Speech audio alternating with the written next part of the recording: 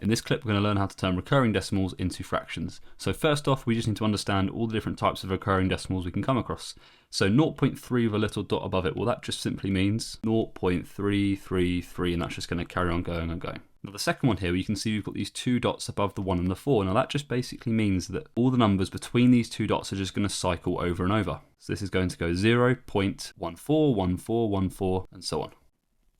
So that means in this next one here, we're going to have 0.752, 752, 752. And lastly here, you can see the dots are only between the 6 and the 8. So we're going to have 3.0686868. Okay, so how do we actually go about converting these into fractions? Well, in the first question, we've been asked to convert 0.5 recurring into a fraction. Now this technique might seem a little bit strange at first, but I promise with a little bit of practice, it'll be absolutely fine. So what we're going to do here is we're going to let x equal the recurring decimal we've got, so 0.555 and so on. What we're then going to do is times this by 10 to find out what 10x would equal to.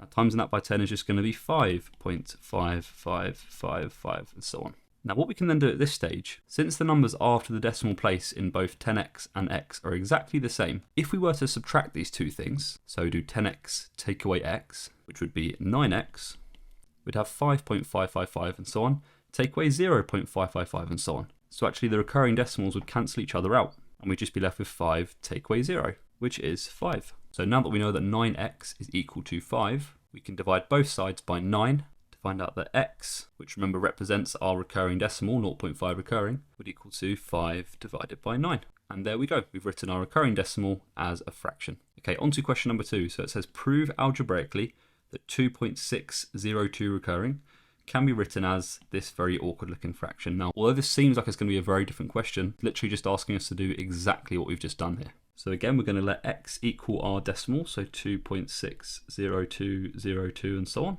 We're then going to find what 10x is equal to. So timesing that by 10, remember it just moves the decimal one place along. So that would be 26.02020 and so on. Now unfortunately you'll notice this time that the decimals aren't lining up perfectly. If you just compare the tenths and the hundredths and so on, they're not matching. So we're actually going to have to keep going here until we arrive at a point where we have the decimals matching perfectly. So we're going to go up to 100x next, which would be 260.20202.